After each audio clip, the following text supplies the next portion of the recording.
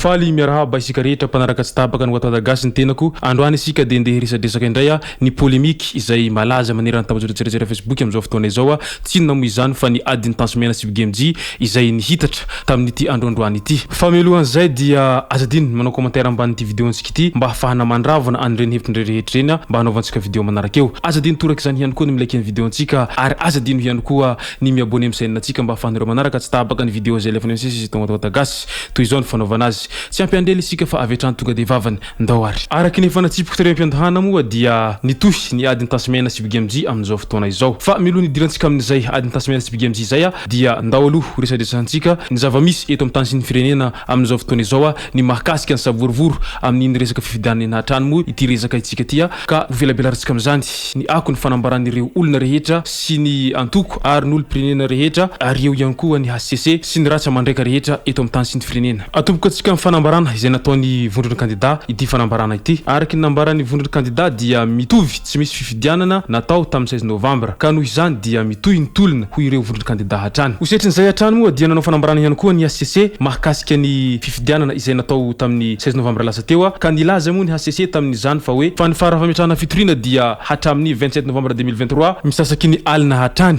Fa ny ankoatran'izay dia tsy azo raisina intsony satria io ny date limite izay navoaka ny HCC. Isantanin'izay dia nanatanteraka hetsika fotsy ihany koa ireo diaspora izay any ampitan-dranomasina any moa iretra farana zany hoe any Montréal Canada taoriny voaka fifidianana vonjimaika izay navoaka ny CENI tamin'ny 25 novambra lasa teo ka nasehon'izy ireo tamin'izany tao anaty sora-baventy ny hoe Madagascar doit rester un pays de la loi. Mbola ao anatin'ny savorovorony resaka voaka fifidianana hatrany moa dia naharay fitarainana sivy be izao ny HCC hatreto. Naharay fitarainana sivy mahakasika ny voaka fifidianana ny fitsarana avo malalam-pandrenana hatramin'izao hoy Ranesa Firiana secrétaire général ny HCC. Tsara marihina moa fa anio alatsinainy 27 novambra no fotoana farany ahafahana mametraka ny fanolanana mahakasika ny voaka fifidianana na ny contentieux de résultat. Ny 25 novambra teo izay andro namohan'ny CENI ny voaka fifidianana vonjimaika no nosokafa ny fametrahana an'izany. Ny fanolanana momba ny zotra fifidianana na contentieux des opérations kosa dia efa nikatona tamin'io andro sabotsy lasa io. Izay nambarany secrétaire général ny HCC tamin'ity androandroany ity. Isantanin'izay dia nanao fanambarana ihany koa ny candidat Hera Janar Mampianina izay isan'ny candidat nirotsaka fidina tamin'ity fifidianana 2023 ity moa ny lehilahy ka tao anatin'izany fanambarana izany dia nilaza moa izy fa sahia mijoro amin'ny marina. Nanome hafatra ho an'ny vahoaka malagasy ny filoha teo aloha Hera Janar Mampianina androany alatsinainy 27 novambra manoloana ny zava-miseho ankehitriny. Mila aseho amin'ny asa sy fandraisana andraikitra ny fitiavan-tanindrazana amin'ny olo-pirenena tsirairay. Mijoroa sahia manohitra ny tsirariny satria eo ampelantanantsika ny hoavin'ny Madagasikara sy ny taranaka any aorina hoy izy hatrany. Nanao fanambarana toraka izany ihany koa ny candidat Roland Ratsiraka izay nilaza moa ity farany fa ny mandresy tsy ady hony dia mandresy tsy amboninahy. Manoloana ny voaka fifidianana vonjimaika izay navoaka ny CENI tamin'ny 25 novambra lasa teo dia izay no havatra nalefa ny candidat Roland Ratsiraka. Raha adika amin'ny teny malalaka ny tiany candidat Roland Ratsiraka ambara dia ny hoe tsy misy lanjany amin'ny lafiny rehetra ny olona lany tamin'ny fifidianana natao amboletra araky ny voalazan'ny gazety radio mangarahara hatrany moa ity fanambarana nataon'ny Roland Ratsiraka ity. Ao anatin'ny fanambarana hatrany moa dia manoloana ny resaka mandeha momba ny filohan'ny teny miram-pirenena Christine Razanamaso dia manohitra tanteraka amin'ny endrika herisetra atao amin'ity filohan'ny androm-panjakana ity ireo olom-boafidy ao amin'ny district ny Ambatovfinandrahana sy ireo ray aman-dreny ara-pinoana sy ara-drazana ary ny vahoaka sy ny fikambanana maro samihafa. Ajany koa teo ny mahakasika resaka politika iny fandao ara mba ho jerentsika akaiky ara ny mahakasika ny fitotongany ariary amin'izao fotoana izao. Raha tsy hivina dia tamin'ity androandroany ity ny 1 euro dia 770 be izao. Izany dia midika fa afaka fotoana vitsivitsy de ho lasa 10,000 ariary ny 1 euro. Ka manambara izany fa dia mitotongana dia mitotonga tokoa ny harika foben'ny Madagasikara amin'izao fotoana izao. Hosetrin'izay hatrany moa dia araky ny fanambarana izay nataony araky ny tatitra izay nataony banky iraisam firenena misahana ny aty Afrika dia tafiditra ho isan'ny firenena 5 ahitana ny tahany fahantrana lalina maneran-tany i Madagasikara. Laharana voalohany raha teo ny firenena amin'izao satria 80,7% ny ponina eto amintsika dia mahantra avokoa. Faharoa i Malawi izay 70,1% ny ponina ao amin'ny Nouveaute gasy ho mahantra. Raha 69,7% ny vahoaka ao amin'ny Republika Demokratika ny Congo no voalaza mahantra ka mahatonga azy ho eo amin'ny laharana fahatelo. 67,3% ny tahany fahatranonponina ao Soudan du Sud izany hoe laharana fahaefatra izy. Ny Republika ny Afrikanina afovoany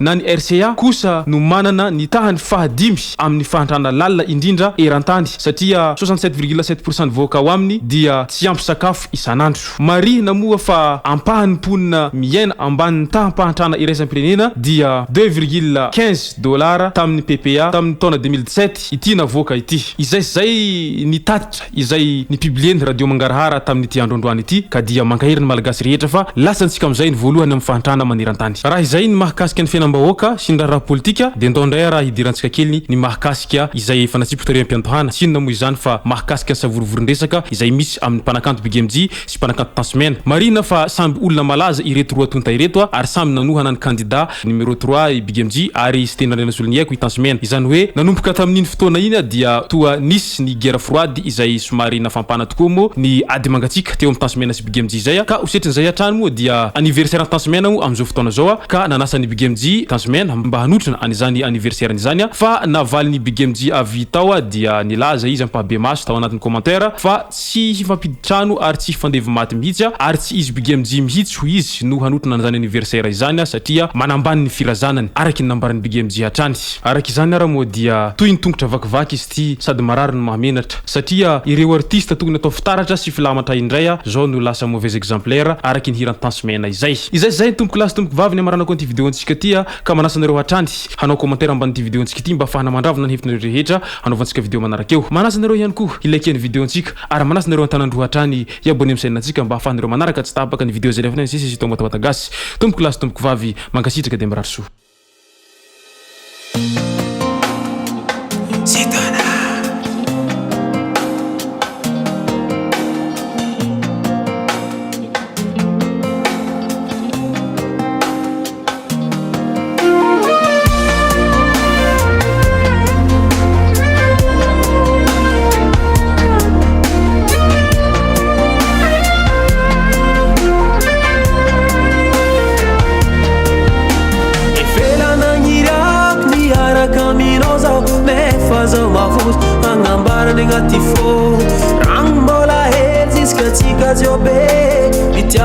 Simio, o meka me mito, sasa ngano tin, follow no zautia,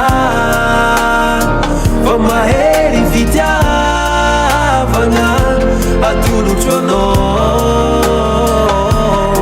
tanigesa, atulu chono, tifo kumbaleva, atulu chono.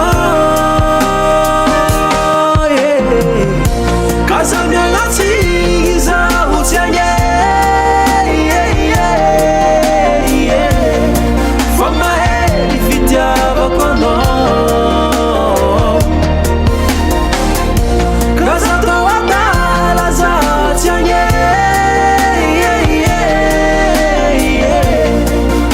fano yula niko